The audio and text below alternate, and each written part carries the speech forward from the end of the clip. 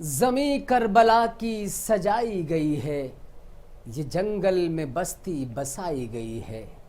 نمسکار، آداب، میں ہوں دانش رضوی اور آپ دیکھ رہے ہیں انڈیا نیوز۔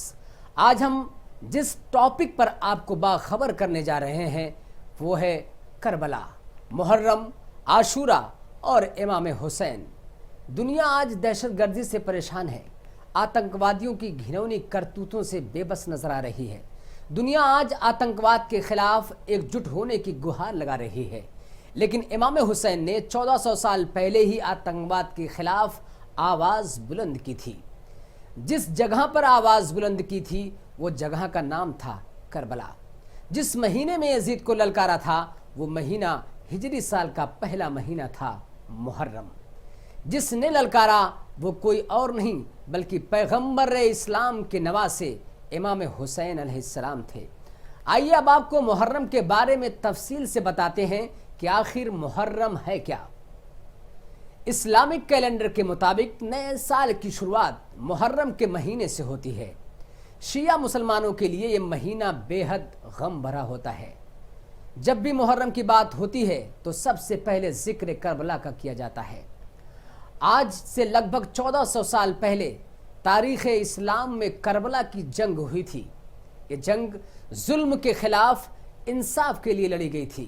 اس جنگ میں پیغمبر محمد کے نواسے امام حسین اور ان کے 72 ساتھی شہید ہو گئے تھے۔ اس لیے کہا جاتا ہے اسلام زندہ ہوتا ہے ہر کربلا کے بعد۔ اسلام کی جہاں سے شروعات ہوئی مدینہ سے کچھ دوری پر معاویہ نامک شاسک کا دور تھا۔ معاویہ کے انتقال کے بعد شاہی وارث کے روپ میں ان کے بیٹے یزید کو شاہی گدی پر بیٹھنے کا موقع ملا۔ لوگوں کے دلوں میں یزید کا اتنا خوف تھا، اتنا ڈر تھا کہ لوگ یزید کے نام سے ہی کانپ اٹھتے تھے۔ پیغمبر محمد کی وفات کے بعد یزید اسلام کو اپنے طریقے سے چلانا چاہتا تھا، جس کے لیے یزید نے پیغمبر محمد کے نواسے امام حسین علیہ السلام کو اس کے مطابق چلنے کو کہا اور خود کو ان کے خلیفے کے روپ میں سویکار کرنے کے لیے کہا۔ یزید کو لگتا تھا کہ اگر امام حسین اسے اپنا خلیفہ مان لیں گے تو اسلام اور اسلام کے ماننے والوں پر وہ راج کر سکے گا۔ امام حسین علیہ السلام نے اس وقت کہا تھا، مجھ جیسا تجھ جیسے کی بیعت نہیں کر سکتا۔ حسین کو یہ بالکل منظور نہیں تھا اور حسین نے یزید کو اپنا خلیفہ ماننے سے انکار کر دیا۔ یزید سے حسین کا انکار کرنا صحیح نہیں ہوا اور وہ حسین کو ختم کرنے کی سازش رچنے لگا۔ یزید کی بات نہ ماننے کے ساتھ ہی حسین نے اپنے نانا پیغمبر محمد کا شہر مدینہ چھوڑنے کا بھی فیصلہ کر لیا۔ محرم کی دوسری تاریخ کو جب حسین کربلا پہنچے اس سمے ان کے ساتھ ایک چھوٹا سا لشکر تھا جس میں عورتوں سے لے کر چھوٹے بچے تک کل ملا کر 72 لوگ شامل تھے۔ اسی دوران کربلا کے پاس یزید نے امام حسین کے قافلے کو گھیر لیا اور خود کو خلیفہ ماننے کے لیے انہیں مجبور کرنے لگا، لیکن حسین نے یزید کو خلیفہ ماننے سے انکار کر دیا اور پھر وہی کہا، یزید مجھ جیسا تجھ جیسوں کی بیعت نہیں کر سکتا۔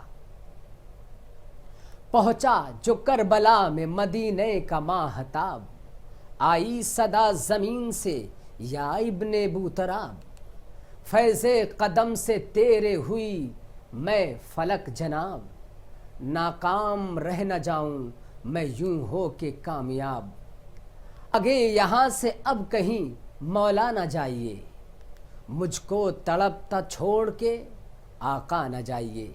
حسین کے کربلا پہنچنے کے بعد محرم کی 7ویں تاریخ کو امام حسین کے پاس کھانے پینے کی جتنی بھی چیزیں تھیں وہ سبھی ختم ہو چکی تھیں۔ یہ دیکھ کر یزید نے حسین کے لشکر کا پانی بھی بند کر دیا۔